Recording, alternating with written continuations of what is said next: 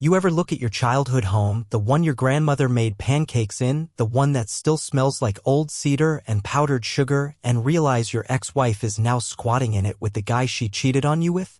Yeah, that happened. And I didn't scream. I didn't kick the door in. I didn't call the cops. I just stood there on the sidewalk, hands still on the gate, watching her dog, the one I trained, taking a dump on the hydrangeas my grandmother planted 20 years ago. And next to him? Bryce. His name's Bryce. The man wears cargo shorts and a tank top that says, "Hustle hard." You can't make this up. Let me back up a bit because it didn't start there. No, it started with a phone call from a contractor. "Hey man," he said. "Just letting you know we showed up this morning for the estimate on the roof, but someone already answered the door and said they live there? You renting the place out already?" Now, the house in question, my grandma's house, had been sitting quiet since she passed. Probate took nearly 10 months because of some paperwork from the 80s nobody could locate, and I didn't want to touch anything until it was officially mine. But I finally got the green light from the county a couple weeks prior. My plan? Fix it up.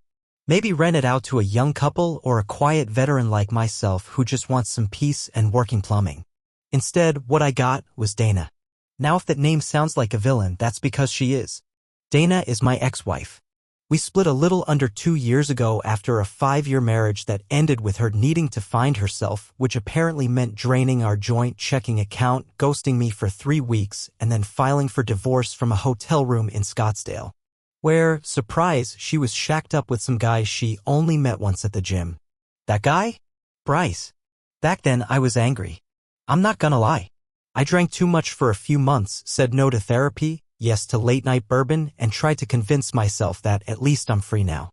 But truthfully, I didn't want revenge. I just wanted peace. Until now. I drove to the house the next day after the contractor's call, mostly out of disbelief. I thought maybe it was a misunderstanding. Maybe a neighbor was house-sitting. Maybe squatters. Hell, maybe a bad joke. But nope. There she was. Dana. In my grandmother's floral robe. On the porch. Sipping from a mug I recognized because I bought it on our honeymoon in Oregon. I didn't go to the door. I stood across the street like a ghost. Like someone watching their own funeral. And when I finally approached calmly, I swear Bryce stepped out with that same smirk he wore in the court photos I found when I first learned who he was. "We live here now," he said, like he was proud of it. Dana looked at me like I was the intruder. "Lucas, don't be dramatic," she said. The house was sitting empty. You hadn't even moved anything in. I should have punched something. I didn't. I turned around, got back in my truck, and drove home. It wasn't until 3 hours later, beer in hand, that I started Googling. Adverse possession Arizona, how long do squatters have rights, legal eviction process if house isn't formally leased, and my personal favorite. Can you remove people from your house with a flamethrower asking for a friend? Turns out, in my state, if you occupy a vacant home for more than 30 days and receive mail, utilities, or can prove improvements, you can claim tenant rights even if you're not on a lease. Dana must have known this. She always had a sixth sense for legal technicalities, mostly the kind that let her keep things that weren't hers. The kicker? The utilities were still in my grandmother's name. And she had died over a year ago, which meant Bryce had called the city pretending to be her to get the water and power back on. I'll admit, for a night or two, I was shell-shocked. A part of me couldn't believe she came back. Not to say sorry. Not to fix things. But to take the last piece of my childhood, my family, and sink her claws in it.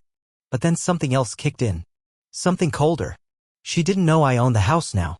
She didn't know I hadn't just inherited it, I had legally recorded it. And she definitely didn't know about Dune Valley Holdings, LLC, but she would. Soon. And that's when the plan started forming. I didn't sleep much that night. There's something about watching the past invade the present that messes with your wiring. Seeing Dana barefoot on the porch where I used to eat my grandmother's Sunday peach cobbler was like watching someone set fire to an old photo album while smiling. But rage is messy. Rage gets you arrested. And I wasn't about to end up on the evening news for dragging 2 squatters out of a house I technically owned but couldn't legally touch without a court order and several thousand in lawyer fees.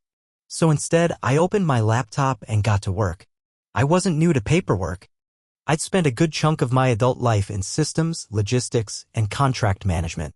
I know how slow the law moves and how easy it is to stay just ahead of it if you're smart, quiet, and strategic. So I started with something simple, a holding company. That's right. Dune Valley Holdings, LLC. Incorporated out of Nevada, where they don't publish ownership info and where $500 buys you all the anonymity you'll ever need. I didn't put my name on anything. The listed manager was an old army buddy who owed me a favor and didn't ask questions. Then I sold my grandmother's house to Dune Valley for a laughably low amount, just enough to make it legal. It was a recorded transaction, notarized, filed with the county. On paper, I no longer owned the property. Dune Valley did. Why? Because now any notices I sent to Dana and Bryce didn't come from Lucas, the ex-husband. They came from a faceless corporate entity. The kind of thing that makes most people panic and reach for Xanax. I gave it 2 days. Let them keep sipping coffee on my porch. Then I sent the first notice. Subject line, Notice of Unauthorized Occupancy, Dune Valley Holdings. The letter was cold. Clinical. Said there had been reports of trespassing and unsafe modifications to the property. That the home was under review for structural risk. That occupants were to vacate within 30 days pending further inspection. It sounded official because it was.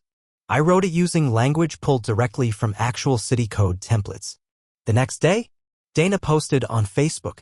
When corporate America tries to bully a woman out of her home, but she's not backing down, flex biceps, mediums can own, #stay strong, #squatter rights are human rights. I nearly choked on my coffee. They weren't just refusing to leave, they were bragging about it. Bryce even made a video giving a house tour, referring to it as their healing space. He called the back bedroom his creative sanctuary. Creative sanctuary? Bro, you sell vape pens on Craigslist. Fine. Let them dig in. Because here's the thing, they had no idea that the land under their feet was about to become legally toxic. And I mean that almost literally. See, I remembered something about the crawl space under the back of the house. Back when I was a kid, my uncle tried to fix the plumbing and ended up half-ass fixated on mildew fumes. Grandma called it that funky smell. We never investigated it. Now, I had a reason to. So I hired an inspector, real credentials, real gear. I didn't say I was the owner. I said I was representing a private interest concerned about liability. He crawled under the house and came back with gold, potential black mold, and old insulation possibly containing asbestos. Even better? He filed the report with the city as required by law. Boom. The county slapped a notice on the door. Dana posted a picture of it like she'd won a prize. Nice try. We're not scared of your fake mold drama. This is harassment. What she didn't know is that this wasn't fake. With those test results, Dune Valley Holdings had grounds to declare the house hazardous. And under Emergency Safety Code 413.6, that meant I could apply for a demolition permit. Yep. I was going to flatten the house. Not overnight. No. That would be illegal. But by the book? With stamped permits and safety inspections? Completely above board. And the best part? They wouldn't see it coming. Because I knew their routine. I had eyes on the place. Literally. I'd installed 3 wireless cloud cameras months ago when I thought I might Airbnb the property. 1 in the driveway. 1 in the living room. 1, bless my paranoid grandmother, already wired into the attic from the 90s. I watched Bryce leave every morning at 7:30 for his job selling off-brand sneakers on Facebook Marketplace. Dana usually left by 9 to go study at a nearby Starbucks. Back by 2. Dog walked at 5. Lights off by 11. Clockwork. And soon I was going to break the clock. Not with fire. Not with fists. With permits, process, and polite paperwork. Dana always said I was boring. She had no idea how dangerous boring can be. Here's the thing no one tells you about revenge. The best kind doesn't feel like revenge at all. It feels like paperwork. Tedious, clinical, silent. Like cancer with a clipboard. While Dana was out there posting #home is where the heart is selfies from the porch she never paid a dime for, I was spending long hours filling out hazard documentation with the precision of a tax auditor during a caffeine binge. Step 1. File a hazardous property report with the county. Thanks to my friendly neighborhood inspector, shout out to Derek, you magnificent bastard, I had all the justification I needed. Traces of mold, likely asbestos, a cracked foundation slab under the back bathroom. Oh, and let's not forget the DIY electrical work Bryce had done in the garage, where he'd set up what he called a tinkering studio and what the inspector called an imminent fire hazard. The county reviewed it within 48 hours. Then came the orange notice, stapled right to the front door. Condemnation review in process. Do not alter structure. You'd think that would scare someone. But no, Dana doubled down. She actually posted an Instagram reel giving a tour of the house, zooming in on the county notice with dramatic music playing underneath. She called it proof that capitalism was trying to erase women's voices. Bryce showed up in the comments with a fire emoji and can't silence us fire flex biceps medium skin tone dot. Okay, but let me tell you what they should have been worried about, the certified letter that showed up 2 days later. It was the formal initiation of the county's demolition review process, delivered via mail and scanned into their public records system. And I know for a fact Dana got it because I watched her through the cloud cam, standing barefoot in the kitchen, holding the letter, reading it aloud to Bryce like it was a prank. It says we have 10 business days to respond, she said, laughing. These people think they can scare us. Bryce replied with the wisdom of a true philosopher, ain't nobody tearing this down. It's ours now. I should have been angry, but I just smiled. Because that letter? That wasn't a warning. It was a countdown. And while they were busy virtue signaling to their social media cult, I was busy with phase 2, making sure the property was deemed unlivable by the city. Now, technically, Dana and Bryce could still fight it. They could submit a counter-report, get their own inspection, even appeal the process. But they didn't. Because they were arrogant. They thought this was just some faceless landlord trying to scare them off with red tape. They didn't know I was the tape. Within a week, the city sent an inspector of their own. And God bless that man, he did not hold back. Improper plumbing reroutes, illegal wiring, mold in the attic, a faulty septic drain, and a backyard fire pit installed over a buried irrigation line? Yeah, this place is a mess. Exactly the conclusion I needed. The final report came stamped with 5 simple words. Subject to emergency demolition order. Which meant all I had to do now was file the request. And here's where it gets delightfully cruel. See, you can't just knock down a house with people living in it. But if the county determines it's a public hazard and the legal title holder initiates the demolition through proper channels, they'll set a date. Usually within 30 days. Sometimes sooner. Even better? You don't have to inform the tenants directly, just post notice and let the legal process run its course. Especially when, on paper, the house is vacant and no lease exists. And since Bryce had never updated anything and Dana's mail was going to an address in Tempe from 5 months prior, well, let's just say the only people legally notified were the ghosts of my family and the P.O. box for Dune Valley Holdings. But I wanted one more twist. So I submitted a donated salvage request to a local junk crew. Told them we had a condemned structure, no listed owner-occupants, and anything inside was fair game for salvage or discard. They were to arrive 1 hour before demolition. They didn't need to remove anything. Just enough presents to make it look like everything valuable had already been carted away. Why? Because I wanted Dana and Bryce to come home to nothing. Not just a missing roof. I wanted them to see a world that had erased them. Without confrontation. Without warning. Just quiet, legal obliteration. They'd taken my past. I was about to take everything else. The morning it happened, I got up at 6:30, put on a pot of coffee, and sat at my kitchen table like I was waiting for a storm I'd scheduled myself. It was surreal, knowing the exact moment your enemies will lose everything and doing it without breaking a single law. You want to talk about control? That's it right there. Not swinging wildly. Not yelling. Not even watching in person. Just clicking refresh on a camera feed and letting justice do what it does best, show up in a hard hat. Bryce and Dana had left at 8:15 on the dot. I knew they would. They always worked that flea market gig on Saturdays, hawking knockoff AirPods and CBD balm that heals chakras or some nonsense. I'd mapped out their schedule for weeks. The junk crew showed up at 8:50 in an unmarked box truck wearing neon safety vests and confused looks. See, I hadn't hired professionals. I'd found 4 guys on Craigslist willing to stage an empty salvage scene for a student film for $200 cash and 2 pizzas. They were told not to take anything, just shuffle boxes, look busy, and make it seem like the house had already been stripped by someone else. Why? Because I didn't just want Dana and Bryce to lose the house.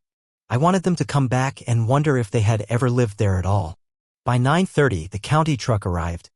The driver gave one look at the place, checked the posted notice, which, yes, I had helpfully reattached after the wind blew it loose earlier in the week, and waved the demolition team forward. One by one, they came in, the excavator, the roll-off dumpster, the site supervisor. I was watching it all from the live cloud cam I'd set up under the eaves of the house. The one Dana still hadn't noticed after 2 months of pretending she was a homeowner. I had muted the mic feed because I didn't want to hear it.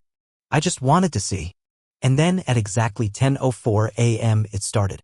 The excavator arm swung forward like the hand of God, and the front porch where Dana had taken all those inspirational selfies crumpled like wet cardboard. The camera shook.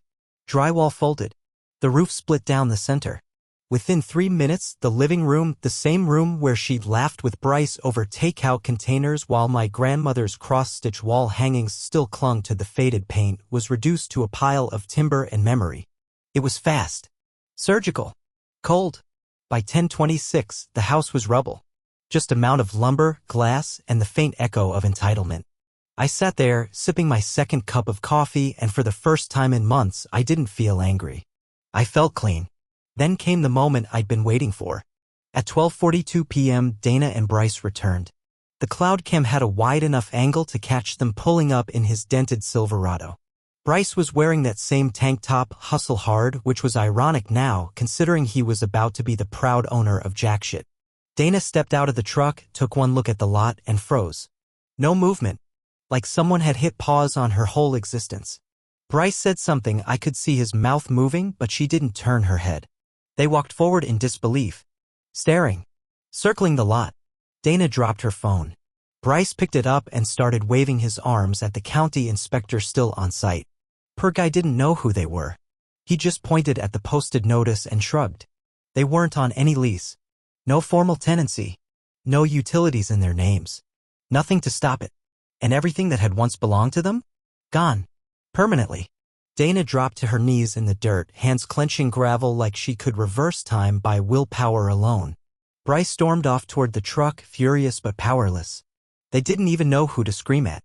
There was no face. No Lucas. Just Dune Valley Holdings LLC. Just dirt. And dust. Bryce tried to fight the air. That's the best way I can describe it. He stomped around that dirt lot like a toddler who just got told Chuck E. Cheese burned down. Shouting into a phone, waving papers, gesturing to the empty foundation like it owed him rent money. I half expected him to start building a new house with his bare hands just to prove a point. Dana, on the other hand, looked like she had aged 10 years in 20 minutes. She kept pacing. Circling. Occasionally bending down and sifting through rubble like she might find her laptop or hair straightener or whatever trinket made her feel real. Spoiler, she didn't find anything. Why? Because the junk crew didn't take a thing. They just moved stuff around to look like they had, then left. Everything else? Flattened. Crushed beneath the full weight of permits, silence, and precision.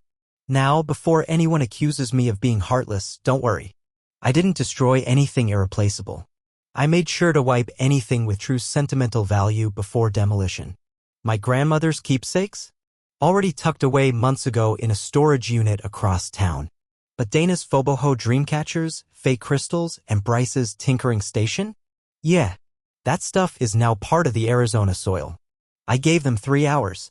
3 hours to scream, argue, call the cops, they did twice, and finally drive off when the officer explained that everything had been legally filed and approved. The demo permits, the condemnation, the ownership transfer, all valid, all public record. You might want to talk to the company that owns the lot, the officer said, trying not to smirk. Who is it? Dana asked, voice cracking. He pointed to the sign staked in the dirt. Property of Dune Valley Holdings. Inquiries, P.O. Box 5577, Las Vegas, Nevada. I don't know if she caught it, but there was no phone number. Just a mailing address. No one to yell at. No one to plead with. Just a black hole of a mailbox halfway across the desert that would never respond. Bryce wanted blood. He went straight to social media. Y'all ever had your home demolished without warning? Landlords are scum. The replies were brutal. Bro, you were squatting LOL. That's not your home. That's someone else's grandma's house. Play stupid games. Man got reverse UNO'd by capitalism. My personal favorite? You can't evict squatters, so he evicted the house. King behavior. Meanwhile, Dana went quiet. Deleted her accounts. Probably too embarrassed to explain how she lost a free home by being loud, proud, and legally non-existent. But I wasn't done watching. That night, a voicemail showed up from a number I didn't recognize. Lucas, I know this was you. I know it. And I don't even know how you did it, but God, you got what you wanted. Okay? I hope you're happy. You've ruined everything. You didn't just take the house, you took my future. I had nothing and now I have less than nothing. I hope that keeps you warm at night. I didn't respond. She was wrong. I didn't want her to have nothing. I wanted her to have emptiness. A hollow echo where comfort used to live. And no one to blame but her own arrogance. But I'll admit something here I won't say anywhere else. That voicemail? I listened to it twice. Not out of joy. Not gloating. But because that was the first time Dana had ever admitted that actions had consequences. That choices carried weight. That betrayal has a long tail. And I realized something. This wasn't just about revenge anymore. This was about closure. And I wasn't done yet. By Monday, the lot was a flat scar of dry earth. The demolition crew had come back, smoothed out the land, and carted off the last of the debris. No ceremony.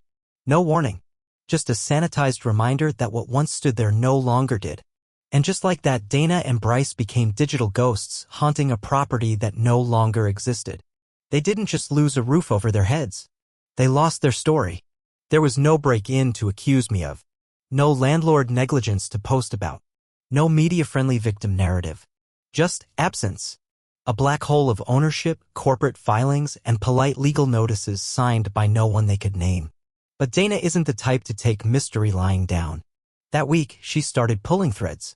I got wind of it from a contact in the county clerk's office, a guy named Alan I used to go fishing with.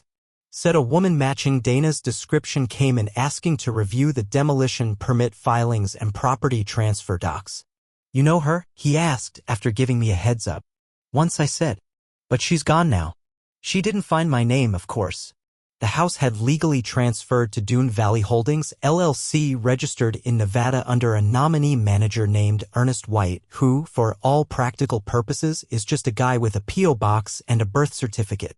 Even if she hired a lawyer to chase it, which, let's be real, she couldn't afford after the demolition, she'd still hit a wall. Nevada protects its LLC owners like a vault. No names, no traceable links, no fingerprints. And even if someone did dig through the shell game, all they'd find is a perfectly legitimate sale, backed by notarized signatures, a proper chain of title, and a hazard report signed by a certified inspector. Which is to say, no chinks in the armor. But she tried. I could see the pattern even from a distance. She posted vague things like, "It's always the ones you think are too weak to fight back. He's hiding behind paperwork and lies." Then she started reaching out to mutual acquaintances, testing the water. One of them, a guy named Randy who used to bartend near our old apartment, messaged me. "Hey man, Dana's been asking around. Thinks you had something to do with the demo. You want me to tell her anything?" I stared at that message for a long time. And then I replied, "Tell her I don't own that property. Look it up. It was sold. I moved on." And that was the truth. Because ownership wasn't the point anymore. This wasn't about real estate. It was about restoration. Of dignity. Of balance. Of consequences. Still, I kept watching. I needed to know what happened next, not out of obsession, but to see if Dana would finally understand the rules of the game she thought she could cheat. And then, like clockwork, she made her next move. Bryce's truck disappeared.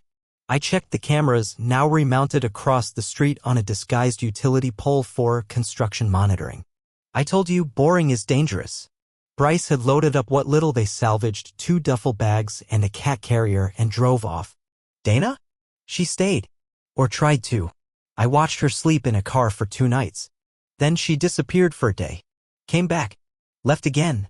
The land was hers in no way whatsoever, and yet she kept returning like she expected someone to give her permission to exist. But no one came. There was no one to yell at. No one to explain anything. And that's when it hit me. I hadn't just demolished her house. I'd erased her narrative. The story she told herself about always being the victim, about being clever enough to twist any system to her advantage, about being untouchable, that was gone too. bulldozed with the porch swing and the knockoff candles. She wasn't homeless because she lost the house. She was nothing because no one cared that she did. And that, more than anything, was the revenge I hadn't even planned. No explosions. No screaming. Just silence. And smoke trails. I wrote her a letter once. Didn't send it. Didn't plan to. But I wrote it anyway late one night, long after the house was gone and the dust had settled, both literally and otherwise. It was 4 handwritten pages on legal pad paper, folded once, slid into an envelope I never addressed. I kept it in my desk drawer next to my passport and a couple of photos from when things were still good. Here's what the letter said, more or less. Dana, you always said I was the kind of man who wouldn't fight. That I was too calm in arguments. That I shut down when things got hard. I suppose that's your way of saying I didn't scream like you did. Didn't chase. Didn't beg. What I did was watch. I watched when you stopped looking at me during dinner. I watched when you started wearing makeup to the grocery store but wouldn't smile when I got home. I watched when our bank account drained $14,200 in a week. And I watched you walk out of the courthouse in a white dress shirt that used to be mine, holding hands with a man who called me chief in the elevator like we'd all just finished a beer together. You thought I'd fold. Collapse. Rage. I didn't. I just started building the silence. See, I learned something from all those years in logistics, all those months in quiet barracks, all those nights writing mission statements and packing gear by moonlight. Anger is noisy. Revenge is quiet. You thought the house was forgotten because it was old. You thought I was harmless because I was quiet. You thought I wouldn't fight because I didn't yell. But I fought. I fought with property records and incorporation documents and demolition codes. I fought with county databases and legal language and building inspectors who don't ask questions when the boxes are all checked. I fought with time. And I won. You didn't lose the house. You lost the illusion that you ever owned it. You didn't lose your comfort. You lost your ability to take from someone who no longer needed to speak to win. You lost your audience, Dana. And you'll never get them back. Because now no one's listening. Not even me. Lucas. I folded the letter again that night and set it aside. Not out of mercy. Out of finality. She didn't need to hear those words because they wouldn't land. You can't explain consequence to someone who only understands reaction. What she wanted was for me to show up. To scream. To give her a villain so she could play the victim again. But I left her with nothing. No confrontation. No answers. No scene. Just a hole in the ground where her fantasy lived. She doesn't know where I live now.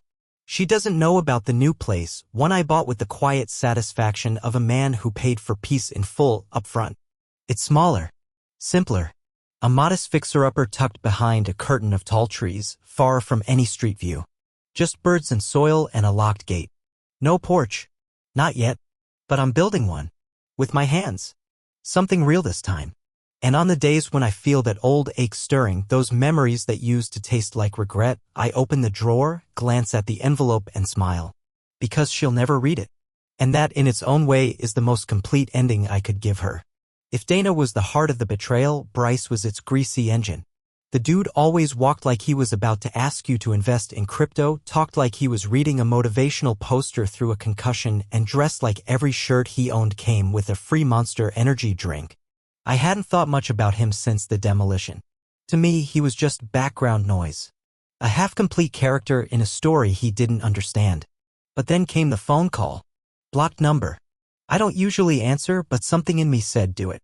So I did. Is this Lucas? The voice was low, shaky. Male? I didn't say yes. I didn't say anything. This is Bryce. Look, I'm not long pause, I'm not calling to start anything, all right? I just need to ask you something. I still didn't answer. I know it was you. Dana doesn't, but I do. You were too quiet. Too prepared. I knew the second I saw that bulldozer that it wasn't random. Another pause. And then. She's gone, man. I blinked. Finally spoke. What? She left, he said. Took the car, blocked my number, nuked her socials. Just poof. I thought we were building a life, you know? A clean slate. I mean, yeah, I knew she had a past with you, but I figured if we stayed out of your way, it'd blow over. I almost laughed. Stayed out of my way? Bro, you moved into my grandmother's house. She told me it was unclaimed, he kept going. Said you didn't want it. Said it was just sitting there and we could make it ours. She even showed me some half-baked wool she said she found in the filing cabinet. I stayed silent, but my jaw clenched. After the house went down, she blamed me. Said I was supposed to protect the home. Like I could have stopped AF ****ing excavator. Another shaky breath. I'm living in a motel now. Working at a mechanic shop I can barely get to. Everything I owned was in that house. All my tools. My savings. Hell, even my dog tags. Gone. There was a long pause, then something that sounded like either a laugh or a sob. You win, man. You really ****ing win. Then he hung up. And I just sat there, staring at the deadline. Now here's the strange thing, I didn't feel joy. No shot of dopamine. No smug grin. What I felt was colder. More hollow. Victory, maybe. But not celebration. Because Bryce wasn't innocent, but he wasn't central either. He was just the guy dumb enough to ride shotgun in someone else's heist. He thought he was robbing a bank. Turned out he was sitting on a landmine. Dana? She weaponized him. Used his ignorance, his ego, his dumb loyalty to make herself feel secure. When it crumbled, she didn't go down with him, she launched herself out the emergency exit. Typical. Still, I didn't feel bad. Not really. He made his choices. He played his part. But his phone call reminded me that revenge has splash damage. Even if you aim precisely, someone always gets hit by the ricochet. I didn't plan for that. But I wouldn't undo it either. Because sometimes the only way people learn is through fire. Or rubble. Or a motel room and a minimum wage job fixing breaks while wondering how everything went so wrong so fast. Collateral damage? Sure. But that's the risk you take when you build a life on stolen ground. They say time heals all wounds. But I've come to believe time just exposes them. The lot stayed empty. Weeks passed. Then a month. Then 2. And the land where my grandmother once kept her rose bushes and I scraped my knees on gravel now looked like a forgotten film set, flattened, scorched by the sun, edged in faded caution tape. But people still slowed down when they passed it. Neighbors walked their dogs a little slower on that stretch. A few even stopped and stared like the ground might tell them what happened. Rumors floated. Drug house, insurance scam, sudden mold infestation. I let them float. Truth was optional now. I didn't touch the lot. Not yet. I wanted to give it time to breathe, like a field recovering from fire. Let the silence settle. Let the story leak into the cracks and spread the way stories do when there's no one left to defend them. And still, she came back. I caught it on the camera one morning. Dana. Alone. Standing in the dirt. She wasn't crying. Wasn't yelling. Just standing. Wearing oversized sunglasses, hair pulled back, holding a plastic shopping bag like she was going to drop something off. She walked to where the front door used to be. Bent down. Pulled something out of the bag.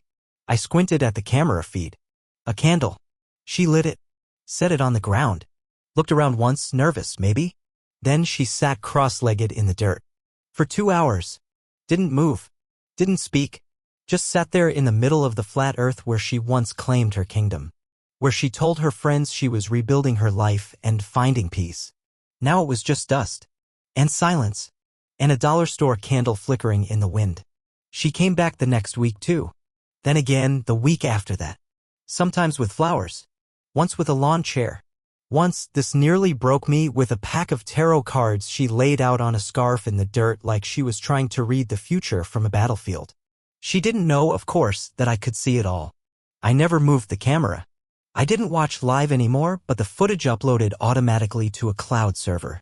And some nights, when I couldn't sleep, I'd pull up a clip and watch her just exist in that empty space. It didn't feel like spying. It felt like visiting a monument. A reminder of how far things can fall when you forget that action's echo. She wasn't performing anymore. She wasn't posting. She wasn't defending herself to strangers online. Because there was no one left to watch. The house was gone. Bryce was gone. The audience was gone. And all that remained was the stage, that empty dirt lot, holding the silence like it meant something. I wondered if she finally understood what I'd done. Not just the demolition, but the isolation, the legal walls, the corporate fog, the faceless power that took and took and took and never once offered her the dignity of a reply. She used to be the main character in her story. Now she was just a trespasser on an unlisted stage no one remembered. And the part that stuck with me? She kept coming back anyway. It's been almost a year now. The lot is still empty. No bulldozers. No for sale sign. No coming soon banner promising condos or cafes or anything at all. Just hard dirt, faded tape flapping in the wind, and the occasional ghost of a footprint where someone stood too long with something unsaid. And me? I haven't been back. Not physically, anyway. The camera's still up, but I rarely check it now. The story's over. I don't need to revisit the ending. I thought closure would feel louder. Like applause, maybe? Or thunder. A final door slam that echoes forever. Instead, it feels like this. No more dreams about the old house. No more flinching when I pass a woman with her hair pulled back the way Dana wore it. No more wondering what I could have done differently. Just quiet. Just stillness. I got a letter last month, one of those legal-type envelopes with cheap, grainy paper. Inside was a request to purchase the lot made by a small landscape architecture firm looking to turn it into a community garden. At first, I laughed. Then I read the proposal. Hand-drawn plans, local volunteer support, a letter from a nearby elementary school asking to use it as a field trip site. I set it aside for a week.